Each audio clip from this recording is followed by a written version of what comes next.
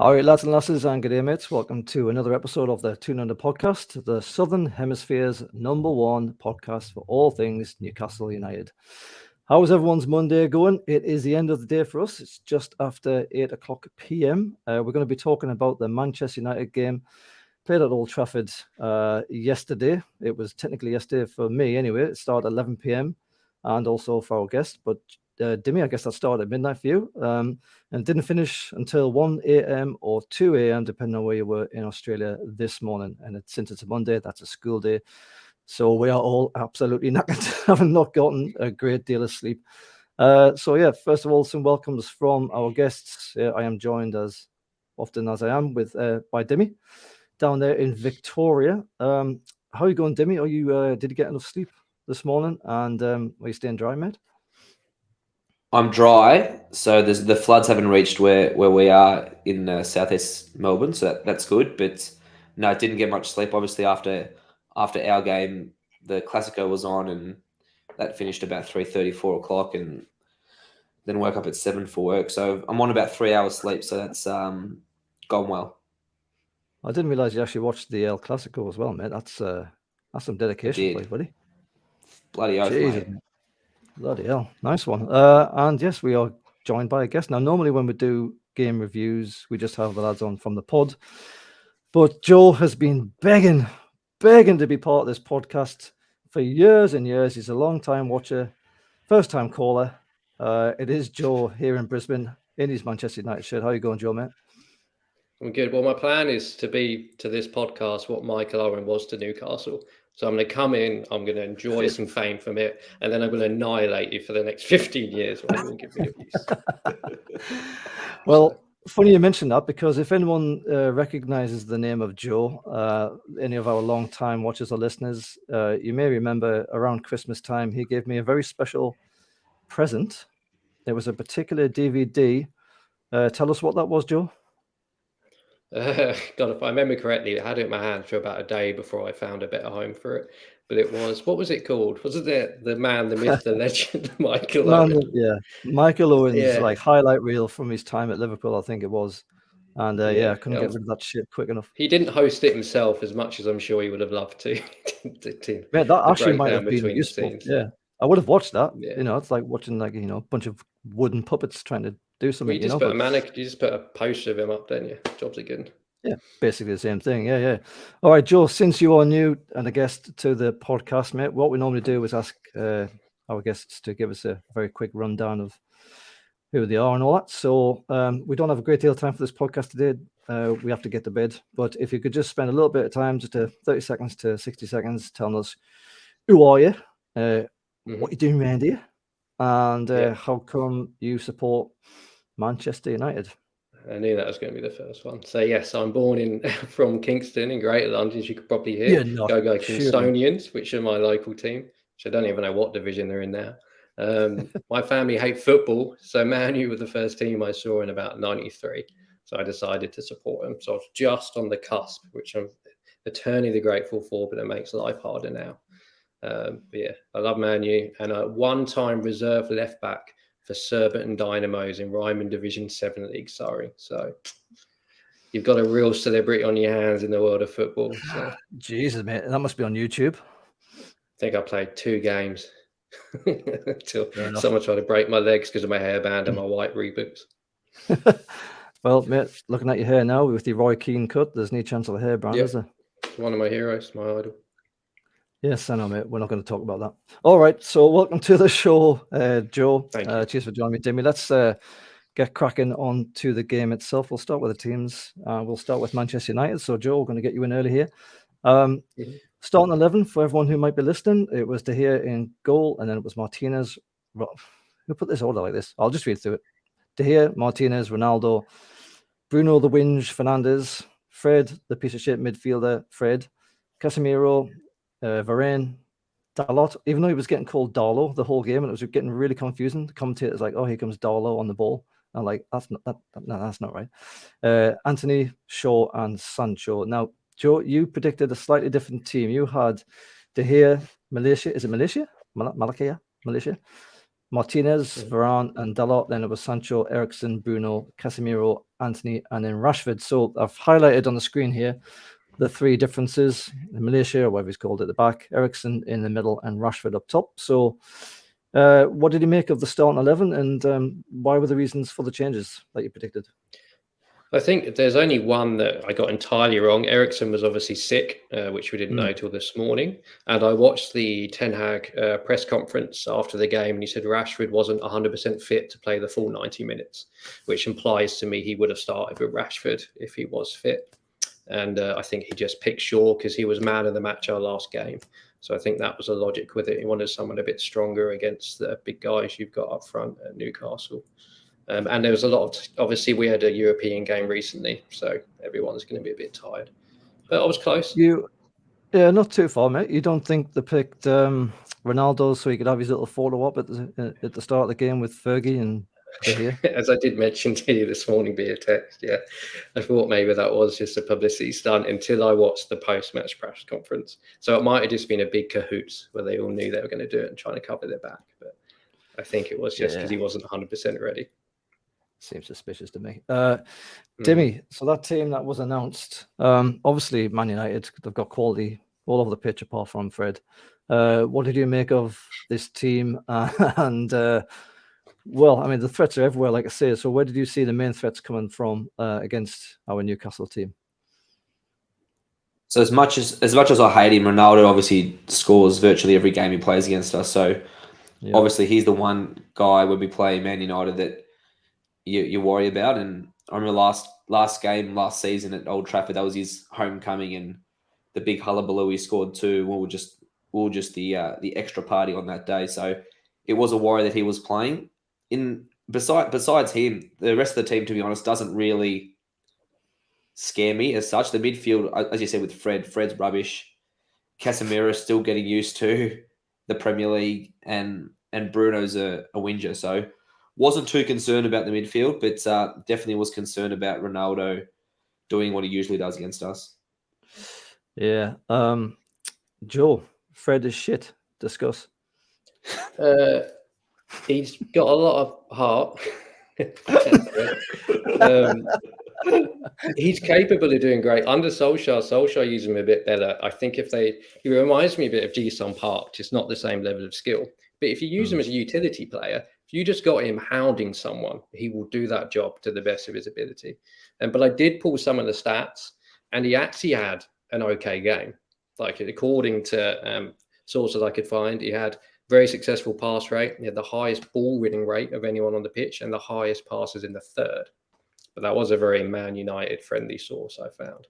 But a lot of what the play he did when I watched it back was in our half, which obviously needs to be accounted for.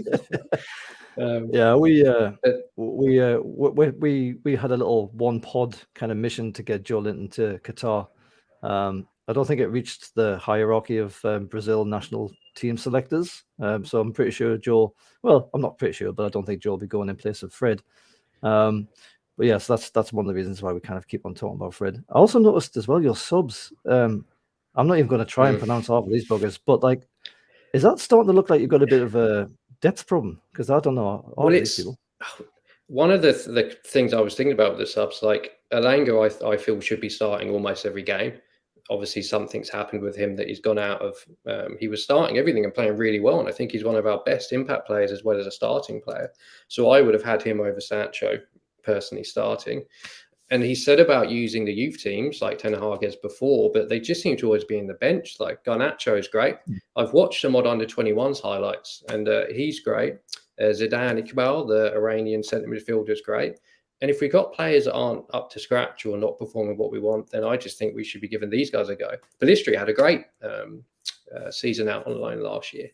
It just seems silly that we're just stuck in the ways that every manager we've had where they keep playing everyone that we're supposed to play and make a couple of changes, which everyone gets excited about, but there's not much reward.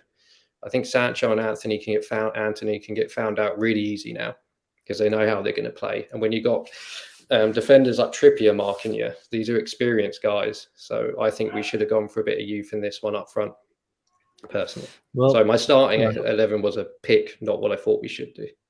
Yeah, no, absolutely. Yeah, sure. All right, well, look, let's move on to Newcastle's team. So it was Nick Pope, Puppy in goal. Then Trips with the captain's armband. It was Shaw, Botman, and Byrne at the back. Then you had Bruno Guimaraes, the good Bruno, Sean Longstaff, Joe Linton. Then you had Jacob Murphy, Miggy on the wing, and then Callum Wilson up front. Dimi, I guess the main difference there, and it's obviously been highlighted by the media team, was the return of Joe Linton. The rest of the team, I suppose, picked itself right now, doesn't it? Yeah, it does, especially with ASM and Isaac's still out. And obviously Shelby's on his way back from injury. We could see him there on the bench. That was a good surprise. But I think Willock was the one who was in doubt, according to some reports before the game. So he's been busting a gut all season, playing 90 minutes virtually every single game. So I think he's well and truly deserved a rest, and that's probably the team as expected. Probably despite the one change we seem to be making every game in terms of on these previews is Target at left back and Byrne on the bench. But for some reason we're hell bent on playing three, at least two 6'6" giants at the back, and trying to overwhelm teams physically, but which has worked at times, but can leave you exposed, as it did today when Byrne gets yellow carded. It makes it a bit tough. Yeah, I've said before I'm not comfortable with Byrne being left back, but Eddie seems to like him there. I don't know if it's just because he wants three centre backs that can kind of, so Byrne can move into the middle at some points. But he's so slow on the turn, and he's got a foul in him. He's got a hack in him. Well, not hack, but he's got a foul in him anyway, and it's really hard to see why we persist with that instead of Target, who's obviously a specialised left back. Willock, as I say, had a bit of sickness, and he deserved a rest anyway. Nice to see Shelby returning. We saw him getting off the bus at the start of the game, just before the start of the game, rather. So nice to see him back on the bench. And the rest of the team, I guess, is as you would expect. So those are the two teams. So the first half. Now, I don't know about you lads, but I reckon the first half was a kind of game of two halves almost in itself. I reckon the first 10 minutes, maybe first 5 to 10 minutes, and then the last kind of 5 to 10 minutes of the game was pretty much Man United, and that was kind of bookending a good period of dominance in the middle by Newcastle. Would you agree with that, Joe, or would you have seen it with your Manchester glasses on as a Manchester United favourite half? No, so I think the first 30 minutes you were incredibly dominant. The aggression, the press, I was shocked at how quick it was off the bat. If you watch the game back, literally within 20 seconds, we're struggling in the corner. I think the pro of that as a Man U fan was that we did well to push you back, bombarding us with these triangle plays, but we're managing to get it out. And I think we stood up well, but I think the pressing play you guys did was just phenomenal to keep that hounding. And we didn't have the link play in the midfield during that part until Casemiro come into his own. But I think, the first half hour, I was fairly confident Newcastle were going to get 1 or 2 ahead by half time. But then we just suddenly started to change up. Maybe you guys run out of steam from the pressure, or the counter-attack was playing off. But I think it was Newcastle's first half overall. Well, I wouldn't necessarily disagree with it being Newcastle's first half, but I do feel like it was a period of time that was bookended by Manchester's. I think it started fairly quickly. I mean, I know what you mean. We kind of right from the off were all up your asses, weren't we? Kind of pushing in the corner and chasing down every ball. But I'm pretty sure that Man United dealt with that fairly well initially, at least. Yeah. I think your movement with our attack was still solid. You were holding shape as well as pressing, which wasn't expected out of the bat from the game. Yeah, no, exactly. Yeah, and then of course on the 9-minute mark, so that's what I was saying, that kind of the first 10 minutes and last 10 minutes, but we did actually get into the box and cause a bit of a problem for Man United at the back. Now, Dimi, I suspect I know what you're going to say about this, but this was the incident where Wilson goes down in the box. He's under heavy pressure from, I think that's Varane in 19. Is that Varane then? Yeah. Yep. And he's got a cover with whoever that is in number 6. Martinez, yeah. And then you've got Luke Shaw obviously looking on behind him. But if you watch this back, and I think, Joe, you might have a different view of this, but Dimi, we've discussed this already. I'm fairly confident that Varane, Wilson was running into the box. He's kind of got the ball under control a little bit. Varane then kind of puts his leg right across his run and brings Wilson down a bit. And the VAR apparently checked this particular incident. and it was sort of over really quickly at any kind of VAR check. It was just kind of done as usual. That seems to be with us this season. How did you see this particular incident? Was it a penalty, do you think? And did this in many ways set the stall out for the referee for the rest of the game? Yeah, well, it's what you expect at Old Trafford, to be honest. I mean, you're not going to get the 50-50 decisions as the away team, and we know that. Joe knows that. The world knows that. So unless he gets decapitated and his shorts pulled down and his shirt ripped off, well, we'll talk about the shirt ripped off in a minute, but you're not going to get a penalty. So the issue I had with this one was Varane hasn't played the ball at all. And despite Martinez being there, Wilson's knocked it past him and says, "I've got you for pace." He squeezes in between Martinez and Varane, and Varane just steps across him and fouls him. So anywhere else on the pitch, it's a foul. The only thing that good old Aussie mate Jared Gillett, who screws us again for the third time this season, the only possible argument he can make of it being not a penalty, which is a stupid argument, is, "Oh, Wilson's lost the ball when Martinez is covering." Doesn't matter. A foul is a foul. I mean, if you knock the ball forward on anywhere else on the pitch and you lose the ball, but someone elbows you in the face, it's not, "Oh yeah, play on, you've lost the ball." Doesn't matter. It's ridiculous. So I think from memory as well, after that foul or non-call foul, the ball didn't go out, I think, for 2 minutes. So I hazard a guess that Gillett and his henchmen in that VAR box looked at it for about 2 seconds, as they did with the Isaac offside at Anfield, and said, "Yeah, play on. No one's going to notice. Keep going, keep going." If the ball had gone out, I wonder whether they would have taken a closer look. Probably not, but the fact that the game kept going gave them an easy out to say, "Oh, yeah, it's too far back now. We can't stop the game and have a proper look. Let's just keep going." No, I know what you're getting at, and that's happened a few times this season. But I've also seen VAR stop the game as well and say, "Hold on, referee, stop the game. You need to come and have a look at the screen. We think you might have made an error here." Joe, nobody gets a fair shout at Old Trafford according to Dimi. This was a stone cold penalty. The commentator did actually say, "Oh, look, Man United have got a covering defender, therefore it's not. That's probably why it's not a penalty," which is utter bollocks. What was your view of this particular incident, Joey? I think if that was out of the box, they would have given it as a free kick. I definitely agree it was a penalty. And that's all I want to say on it. You're welcome. You don't think the covering defender made any difference to the call? No, because if the covering defender's Martinez, he's already shoulder barged him in the first place. So I think had that been anywhere else on the pitch, it would have been a foul every day of the week, no question. The ref's behind it, so it's a harder angle. So it looks like maybe he would assume that Martinez and Varane have got in front of him, and he's just gone down, but he hasn't at all. Yeah, he's bounced off, not gone down intentionally, bounced off Martinez, then Varane that couldn't keep up, got his foot in front of him, and he's gone down from the tackle. So yeah, I think that's a penalty. Wow. All right, cool. We're rocking here, Dimi. We've got a penalty already. It's one thing to say that the ref can't see it, but obviously that's the whole point of VAR, isn't it? At the end of the day, it's there to say you've missed it, mate. What's the deal with this Aussie bloody official? He was thrust into the limelight when he had that conversation on the pitch in the A-League, didn't he? When he was all wired up and he's having a good old chat. Yeah. But since he's been in this league, is he just making mistake after mistake, Dimi?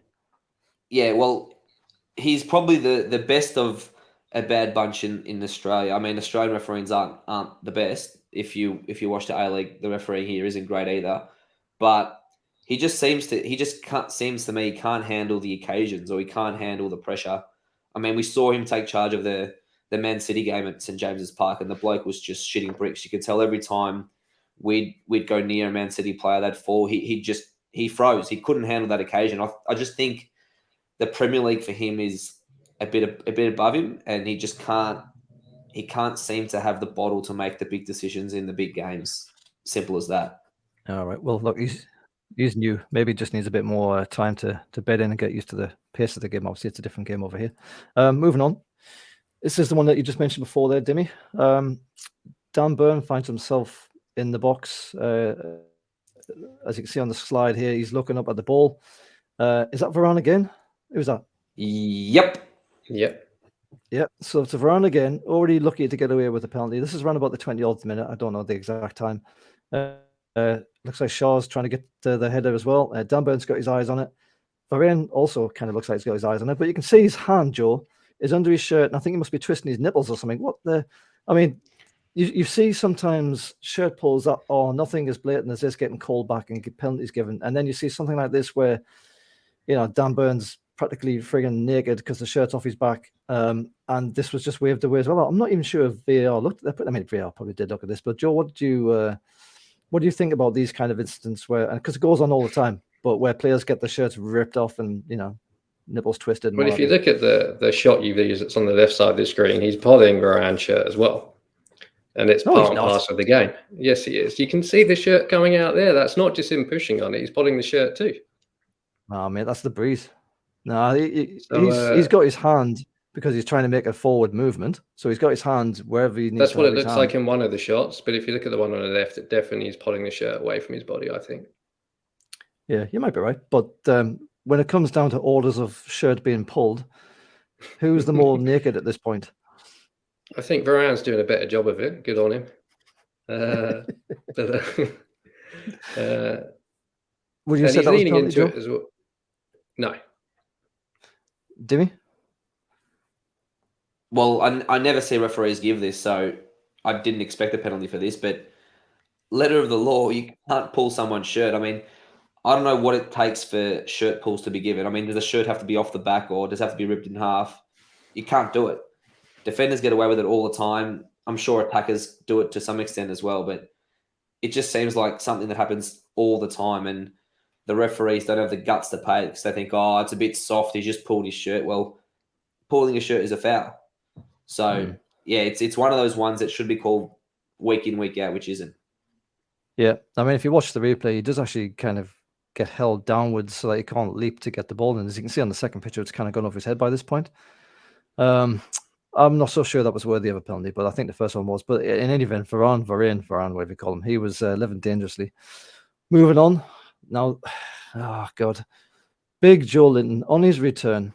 This is what maybe Joe was referring to, where Newcastle probably should have went ahead in the time that they had a lot of dominance.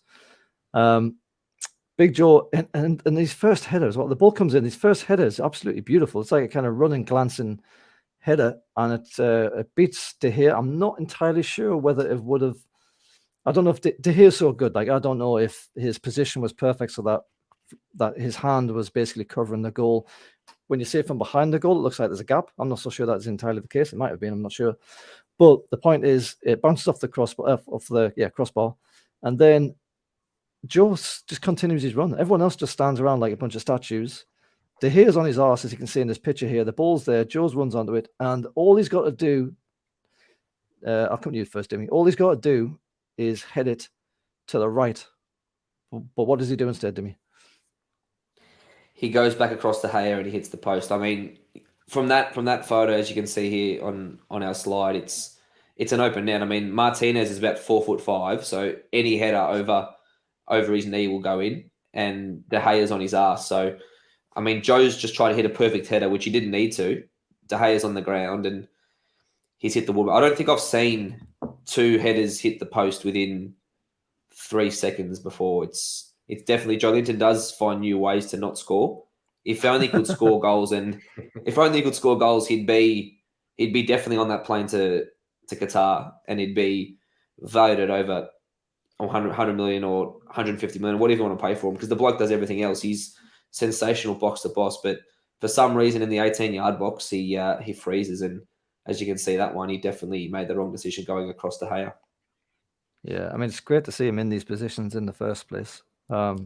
And he didn't defend it with his own face. So that's kind of a plus from that time. He took a shot and defended it with his own head, which was, I'm still amazed that physics worked for that one. Joe, got lucky here, didn't he, mate? Yeah, we did. I don't think De Gea had either covered from the angles I was watching it at. You don't think? I think he was already... No, I think even the first one, he was stumbling back on his feet. I think there was space in it. Yeah, we got lucky with it. But that's what happens every now and then. It's good.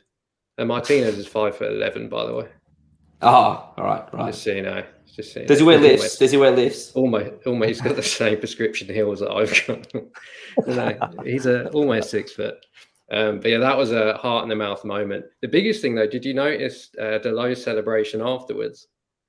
He was high-fiving and like doing the bro fist with De Gea. We didn't save it. He didn't do anything, yeah. I was so I want people to know I am a Man U fan. That'll come up in a bit. But it got me furious how they were high-fiving nothing. Like high-five the post, not De Gea. It was two free headers, especially the second one. No one's followed it in except Joe Linton, and they're all watching him. And because he's missed it from 5 yards, they're like, "Oh, hey, how good are you, De Gea?" But he didn't do anything. No. So he could have even just headed this in between De Gea and Martinez, couldn't he? I mean, that's probably anywhere the else. Easiest place to aim for, wasn't it? Anywhere else, because you can't see it from that shot, but De Gea's close to the post as well on that side of the goal. So he's got virtually 3/4 of the goal that side to aim for. So yeah, it was not the greatest moment for Big Joe. No. I think that was probably our best period of play during the whole game. The things we've just discussed there were all kind of incidents inside of Man United's box. Like Newcastle were really, this was the sweet spot. That goal that we missed there probably was exactly the time that we needed to score to turn this game a little bit more in our favour. I think that would have been a game changer for you. If you look at some of the decisions that went later, if you had that 1-0 up momentum with how well you were handling our attacking and how well you were pressing, I think we would have struggled to come back from that. So I think it would have been a big changing moment. You probably would have started getting even more dirty in this game, Joe. Moving on. Yeah, maybe. So that was the heartbreak of Joe missing what was kind of an open. It was also your only 2 shots of the game, wasn't it? Your only 2 shots on target of the game. Yeah, it was actually. That's a fair point. I think that was the only 2 shots on target. Only 2 shots on or in general of the whole game. You had 2 shots. Although does it count as a shot on target if it hits the bar? Does that count as on target? Because it's not really on target, is it? The post definitely doesn't. Yeah, so it can't be, can it? Yeah, it can't be. So you must have had 2 more then. So that, yeah. Yeah, we'll get to the stats at the end of this chat here. But really, there's nothing much more to say about that first half from Newcastle's perspective. There was a lot of pressure, but I feel like that kind of that was the moment that we needed to score, and we didn't. And I think the moment then passed us by. 37 minutes, just towards the end of the game, Anthony has a shot on goal, and I think that was your first shot on goal, actually, Joe. And it was well saved by Nick Pope. I think that's when he went down with his feet forward, didn't he? I remember when I was like at school, they always told you never to save with your feet. But in that instance there, that was a cracking bit of goalkeeping from Popey. And then just before, on the stroke of half-time, Bruno, the whinge, heads it over the top of the bar. He was in a pretty good position. And that's what I was referring to at the start here. I felt like the kind of start of the game and towards the end of the game was very much more about Man United than it was about Newcastle. Just looking back on that first half, though, Dimi first, how did you see that from Newcastle and Man United's perspective? I've just discussed what I thought, but who did you see, once you've watched that first half, who had the best of the 45 minutes? I thought we were in control for the majority of it. I thought we lacked the final ball, and that probably comes down to, again, you got Murphy and Miggy who aren't great with that final ball, and we just couldn't create enough openings for Wilson to do what he does, and which is score. And it looked like a goal was coming for about 15-20 minutes in that half. It looked like a goal was coming, especially we kept pressuring our good mate Fred, and he kept losing the ball, and we kept breaking, but we just weren't making the right decisions with that final pass. And it was a bit frustrating because you thought when you're on top at Old Trafford, you got to take advantage. Yeah, and I think Joe's already said that, really. Joe, do you think, and you might have already said this as well, do you feel you were lucky to get into that half-time 0-0, or did it kind of balance out a little bit at the start and ends?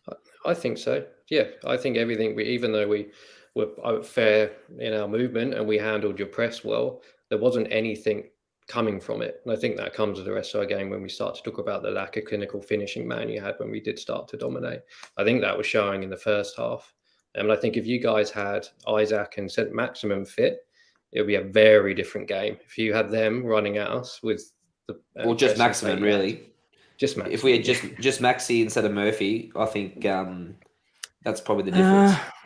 Yeah, I don't know, man. Like, I always think Maxi plays better against the crapper teams than he does against the well-experienced, strong teams. He dominated this lot in December at St James's. And he did all right against City as well at St James's, but I don't know, maybe it's when he's away from home that he's not quite that good. But I see him trying to do too much, and against good players, he just never gets away with it and loses the ball. But the one thing he does do is draw people out of position because they don't know what he's going to do, and he's obviously a threat down the wing. So that, even if he's not doing anything, he's leaving space behind, potentially for us. All right, look, moving on to the second half. I didn't have any stats for the halftime, unfortunately, and almost straight into this half, which was really of Man United's dominance, is the probably the most hilarious part of any game I've seen in absolutely ages. So it starts by Ronaldo being caught offside. And if you watch the replays, he's about kind of half a body's width offside. The ball gets put down for a free kick, so it's outside of our box. He's kind of standing next to it. And is it Dimi Longstaff who kind of touched? No, is it Shaw who touches it back? Shaw. Yeah, I think Shaw flicked it back.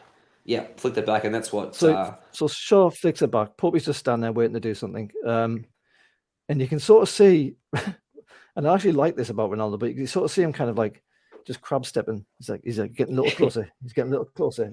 He's getting a little closer. And then he just darts for it, doesn't he? Gets his foot in, as you can see on the slide here. Thinks he's done an amazing thing. Runs around Pope, scores a goal, peels away celebrating. Everyone's going mental in Old Trafford. And the referee's like, No, I've still got my hand up, man, you daft bastards. They haven't taken a free kick. What are you on about? What are you doing? And of course, if you're watching, you can see that basically half the entire team of Manchester United crowd around Paulson, the referee, and he's like, "Oh, fuck me, not this again with you lot. Bloody Bruno, hey, what did it do?" And then you've got Ronaldo screaming his tits off. Hilarious. What I will say is that I do actually like the way Ronaldo's brain kept working there, though. Like, he thought there was an opportunity to get in there and do something, and he was the only person thinking it. I mean, he was completely wrong. Yeah. But I just love the idea that criminal mastermind. Criminal mastermind. Reminds me, do you know those old cartoons where they sneak up and then cover their face and then sneak up? And as you said, that little run he did at the end was like an old Pogba penalty. He snuck up and they just gunned it for that second and trickled it in. And then the reaction of the Man U team, like, it took me back. I was like, what's going on? Like, we haven't even taken the free kick yet. If you look though, with that screenshot you got, I was going to make a point. Casemiro, who's a class act, you see him walk off straight away. He's like, "This is ridiculous, boys. What are you doing? Let's carry on with this game." And he just strolls off looking a bit pissed off. Yeah, right. Yeah, because it was blatant. Well, Dimi, was it blatantly a touchback from Shaw just to kind of reposition the ball, or did you see any kind of sign that it looked a bit like the free kick had been taken? That happens all the time. I swear I see that 15 times a game where the defender rolls it back to the keeper and the keeper resets the ball. Clearly, Cher isn't playing it back and saying, "Yeah, we're starting the game again." Yeah. I just think Ronaldo, obviously, he's trying to pull a swift one on the ref, and by 10 players or 8 players surrounding the ref, they're trying to make him panic and rethink his decisions and think, "Oh, maybe I've made a mistake here. What do we do?" And that's all they're trying to do there, just trying to make the ref shit himself. But thank goodness he didn't, and he kept to his same decision. The referee's like, "Oh, fuck me. I've had this whole game with you lot. Bruno, piss off." Like, "Oh, I'm not giving you it, man." And also, they all look the same. I said this before when on air. All these players look exactly the same. It's like they went to a job lot somewhere and just I'll have same like, haircut. I don't know, give me half a dozen players, please. Yeah. All right, moving on. Hilarious. That's not hot time. So the next incident, which is around about 57 minutes, potential penalty to Manchester United. This is kind of continuing the dominance in this half by Man United. Joe, I'll come to you first on this. So first of all, by this point, Man United well on top, I think. Lots of possessional play. I think they obviously got a rocket up their arse at half time, and I think probably they were told that they needed to maintain the ball in order to impose their game, because they were playing too much of Newcastle's game in the first half. Get into the box. Sancho is hacked. I mean, if you look at the slide here, it looks blatantly obvious that Sean Longstaff is trying to kick his leg away. Sancho goes down like he's just watched Swan Lake in the Theatre Royal in Newcastle. He's just, flips his leg up, does a little tumble. It's beautiful, but it's also ridiculous. I'm of the opinion this was a Stonewall penalty. Joe, what did you make of, first of all, the dominance of Manchester by this point, and also this incident? Well, first of all, I think we should be putting Sancho at the near post for corners with that leap he had from the dive after that tackle. Flew through the air. It was beautiful. It was awesome. But Stonewall penalty, and if he'd gone down naturally, done. We would have got that 1-0 up, and then we would have took control of the game even more, I suspect. So definitely a penalty, but ridiculous dive. Strong enough penalty shout to not card him for the dive, but it wouldn't put it past it. Do you think dives like that really do influence? Well, first of all, do they influence the ref, which you can understand, but could it also influence VAR as well? I definitely. Well, how many decisions have we seen this season which we're all still debating whether it was or not because of the fakery? Like you look at the Sterling, the way he goes down, and these other players, if they're in on goal and the view's bad or you're behind her at an angle, it's so hard to tell whether it's because we know that they're trained to roll a bit more and jump a bit further. There's not many players that go down naturally anymore, try and fight them off. There's not that many Haalands in the Premiership anymore, or ever has been, shall I say. So I think it does make it difficult. And granted, sometimes it gets them a card for cheating. But it makes it really difficult to do it correctly. And it's a lack of professionalism, in my opinion. Well, it's bloody cheating. Let's call it for what it is. Dimi, how did you see this one? Did you see this as a penalty? And how about that dive, man? Yeah, live, I was worried that Longy left his foot in, which clearly he did. But the fact that Sancho jumped around like a pork chop and like you said, looked like Swan Lake, you just can't reward behaviour like that, and you can't reward theatrics like that. Like Joe said, if he plays it normally and tries to stay on his feet and tumbles over as you normally would if someone trips you over, I think the ref, if not the ref, Mr. Gillette in the VAR room would probably give him the penalty. So the fact that he acted like a pork chop, I think that worked against him and definitely helped us. Acted like a pork chop. You've got to love some of the phrases they got down here in Australia, don't you? Acted like a pork chop. All right, so that was given in our favour, I suppose. And the score remained 0-0. Continued pressure from Man United for pretty much the rest of the half. Now, because I've been at work and because this game finished at 1 a.m. in the morning and because I'm knackered, I actually don't have any more slides for the game up until the very end. But I do seem to recall was it 1 or 2 handball incidents? Can anyone remember? I might have hit Lungy and there might have been one against Man United as well, but neither were given as penalties, even though they looked pretty odds on. Does anyone remember those particular incidents? Nope. I don't. No, there wasn't a blatant one with Longy. I mean, there might have been an unintentional one, but handball again is a weird rule. It's all down to interpretation. But I didn't see a blatant handball, a la who's that bloke for Man City against us? I can't remember who it was, but it wasn't a blatant handball where you're thinking not Man City, the Brentford game where he's left his arm out. It wasn't like that. Or it wasn't even like Dan Burn the week before when he gave away a penalty. So, play on, but definitely it was Man United forcing the game. Well, not really forcing the game. They didn't test Popey, but they were controlling the game up until that last chance, like we're about to talk about.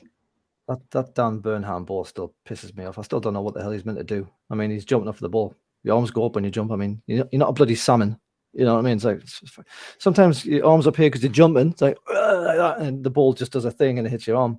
I don't know if that rule exists still, Joe. Maybe you know where, like, if there's a chance that a goal scoring opportunity could have presented itself, but even if by accident the ball hits the guy's arm, it still has to be a penalty. Is that rule still here this season? I think I've asked this before, but I can't remember. I think the rules are terrible. If you look at the Rashford goal against Everton last week, that wasn't a handball in any way that disallowed the goal that would have been our third. I think the interpretation of it's still very black and white. If they believe your hand's in an unnatural position, even if there was a few where the ball's gone foot to hand or foot to arm, well, you can't do anything about it. But if you're in an unnatural position, which anyone who's ever played football, you're in an unnatural position at any point you're under pressure. The rule is still they need to work on that because the amount I've seen given are ridiculous the last season and a half. Yeah, no, it's one of those grey areas that just God, they need to do something about. All right, well, look, let's Move on to the last final incident at the end of the game. Oh my God, this is heart in the mouth, Dimi. Man United worked the ball to Rashford. I forget who crossed it, but it comes to Rashford. It's Casemiro. on the 95th.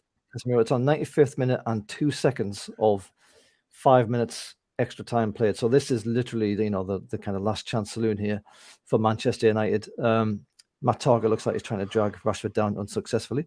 It's not the greatest screenshot I've got here, but it's a bit Rashford, of a shirt pull, I reckon. No. A little tug. It might be a push as much as anything, to be honest with you. It could actually be a push. It looks more like a push. Just trying to help him, yeah. Yeah, but that can just put you off as much as anything else, can't it? And Rashford sort of, in the end, Joe, I mean, first of all, brilliant position to be in. He's come on as a sub, so he's pretty fresh. You had him starting as well, so you obviously like this guy. And if I'm not mistaken, this header goes miles wide, doesn't it? Yeah, he tries to go across the goal and it goes pretty far out. He's obviously, if you look, he's not over the ball. It's kind of slightly off at an angle, which won't help the trajectory he's going that way, which you could argue is poor position or just the luck of the draw as he jumps. But yeah, very, very wide, unfortunately. And that, I think going on how we played for definitely the last half hour, complete lack of clinical finishing and everything, but the movement and play was great. So I think, yeah, it's unfortunate, but it was definitely wide, but a tough angle. You wouldn't have thought they didn't deserve it either, would you, Dimi? Like at this point, after the second half that we'd had, where we were kind of really struggling just to get a hold of the ball as much as do anything with it, because Manchester United were doing so well with possession, and they find this they unlock the defense right at death. It would have been absolutely heartbreaking, obviously, but like I don't think you would have been surprised on the basis of the second half if they had have won the half, if you like, and obviously then won the game. You're smiling, so I suspect you've got a different opinion. What did you make of this incident right at the death? No, I'm smiling because he's missed it now, because I definitely wasn't smiling when the ball was coming across. My heart genuinely stopped for 3 seconds, just having flashbacks to that stupid goal by Carvalho for Liverpool in the 99th or whatever the bloody minute was. 98th. Yeah. No, I knew it was 98, but I said 99 just for dramatic effect because it was 5 minutes added. But anyway, no, look, they were the better team in the second half, but I still didn't feel they tested Popey much, and that's probably down to their quality or their lack of quality in the final third. On the second half, it did look like if anyone was going to score, it was them, and you could see that we've taken Bruno and Wilson off with 10, 15 minutes to go, so we probably thought the same thing. Let's just get a draw here and see it out at 0-0, but it's a dangerous game to play, and then obviously Rashford with fresh legs made the space, but thank goodness he fluffed his line. Yeah, I mean, we were looking absolutely knackered by this point. Jack was saying it in the chat as well. We were absolutely cooked by this point. Eddie Howe, after the game, said that there was a few players out there who weren't even 100% who were playing games. So I think he was intimating that was the reason why our normal pressing game didn't last the full 90 or even close to it, because come midway through second half, we were absolutely bloody knackered. So very, very fortunate to see out this game 0-0. And let's have a look at some stats. So in the end, Man United had 63 possession to Newcastle's 37. No real great surprise there. They had 15 shots to Newcastle's 9. 2 each, at least on these stats, on target. Almost double the passes for Man United, 508 compared to our 299. 413 of those were successful to Newcastle's 214. 4 corners each. 13 fouls to Newcastle's 11, which is a joke. The amount of bloody hacking Man United were doing in this game, Joe, is ridiculous. And 3 yellow cards, possibly should have been some reds, to Manchester United, and only 1 yellow card to Newcastle. So, clearly a lot of dominance from Manchester United on the overall stats of the game. Let's have man of the match quickly. Joe, as the guest, I'll let you go, and I assume you're going to pick a Man United player. So who's your man of the match for this game? Fred. Get out of it. I went with Casemiro as who actually got man of the match. I think I noticed little snippets of him in the centre. Some of the passing, some of the flick, some of the movement he does. It's another reminder of how fewer kind of international class players we have. And Varane made a few mistakes. Obviously, could have given away more than one penalty. His interception play and movement is still insane. Like there was opportunities where he just cut the game in half. So those were my two favourite players of the game. I definitely think Casemiro, I think, solid performance, and it was exciting for me. Yeah, Varane shouldn't have been on the pitch. Dimi, who was your man of the match? I think I know who you're going to pick. Big number 4, Big Botman. I thought he was. Really? He was superb. He is a colossus at the back. I think I saw a stat this morning on the socials that the 9 games that he's played this season, we haven't lost yet. So he's definitely an up and coming quality defender, and just seems to have taken to the Premier League like a duck in water. He's sensational on the ball, in the air, commanding player. Yeah, he's an absolute brick shit. He's bloody ginormous, that bloke. I think he's 20, and he's 21. He's only 21. Yeah, he's fucking. I don't know what the hell they're feeding him, but it's working. I will pick Kieran Trippier. I think he was absolutely sensational all game. Botman, don't get me wrong, fantastic. But Trippier, most of his balls in were absolutely spot on. I mean, I know he took that free kick into the wall initially and he thought, oh, well, that was shit. But then he did a very quick and clever follow-up, which almost led to a chance. He was just, everything he did was brilliant. And of course, he's just a brilliant, brilliant captain. And long may he be the captain while Lascelles, your mate Dimi, is out of the team. I wonder if Lascelles gets the captain's armband as soon as he walks back into that team. Did he pick them on? Did he? Nah, because Trips was still on the pitch, so he kept it. Yeah, right. Okay, yeah. As he should. All right.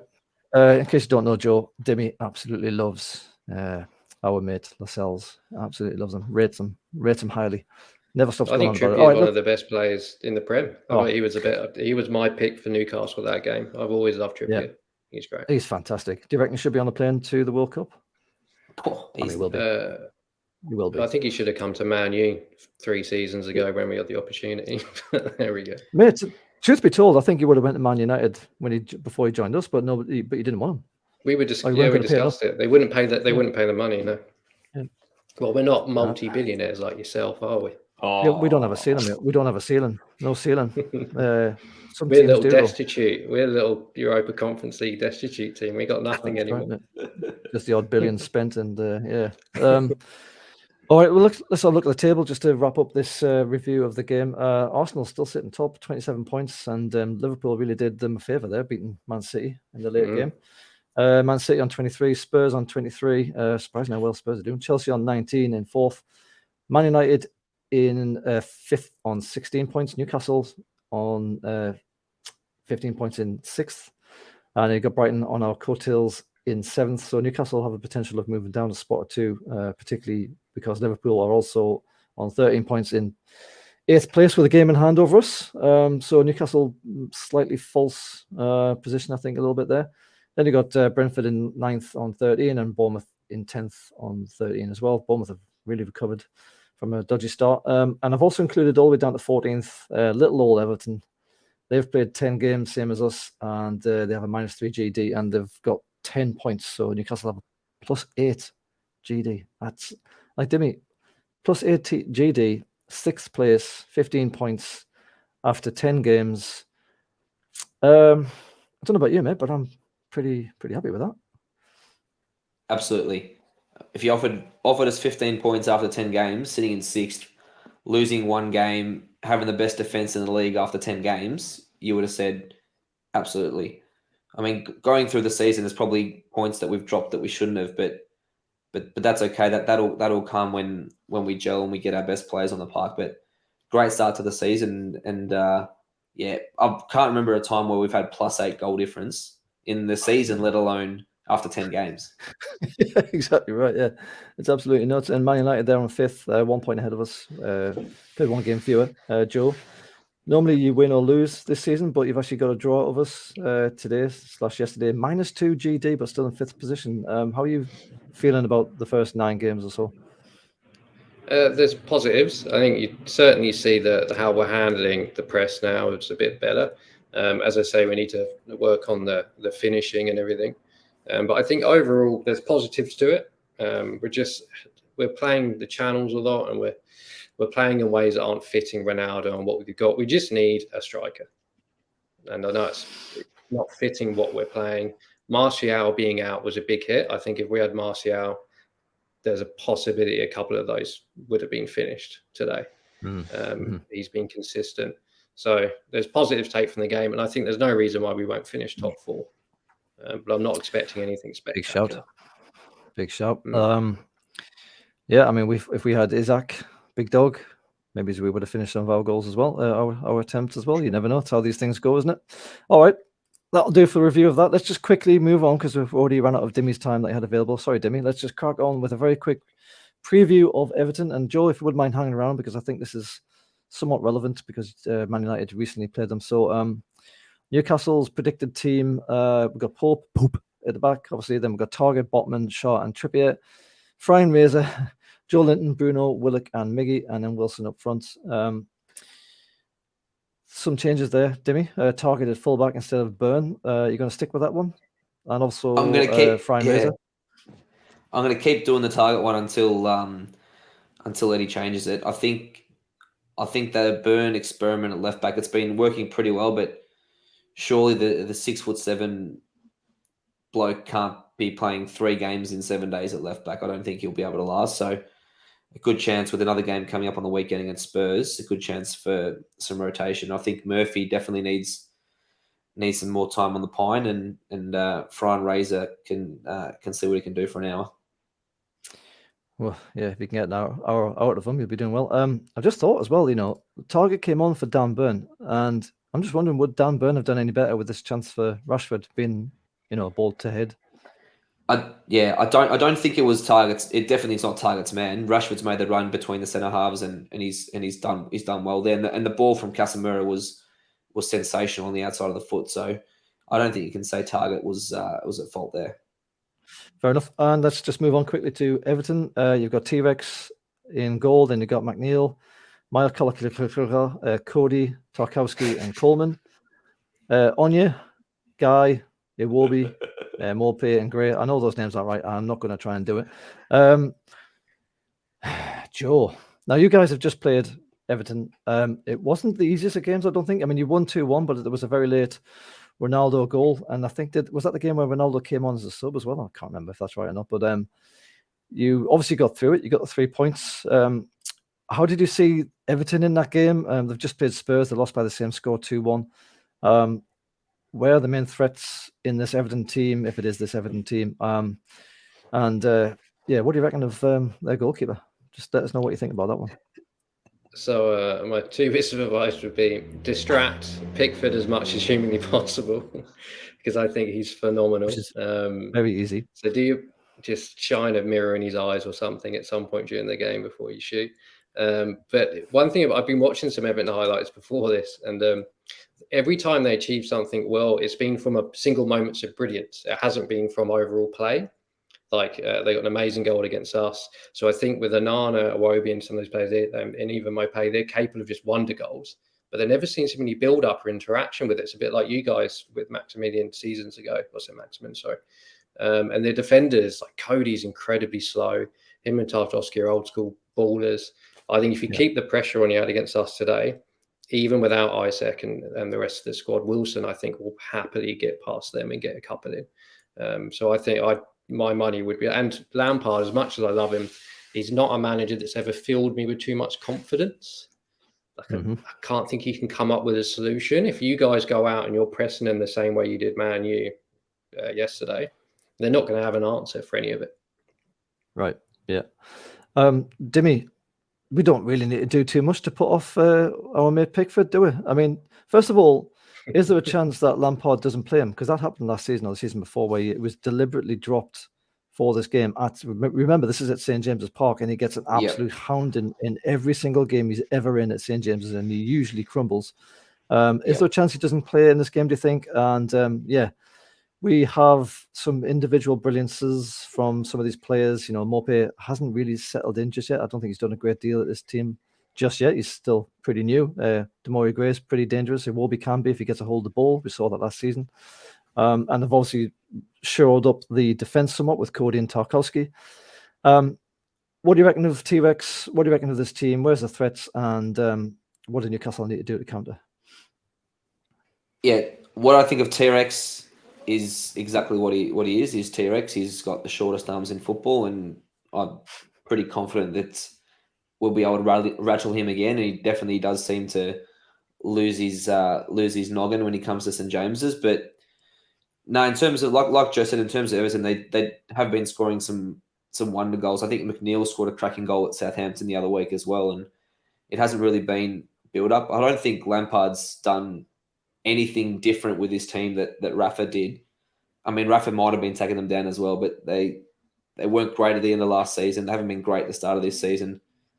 So I think their goals record as well this season. They've only scored 8 goals in 10 games, so it's not like they're going to come here and come to St James's and put 3-4 on us. So without defence and our pressing, like Joe said, I think they're definitely due a 2 or 3 mistakes at the back.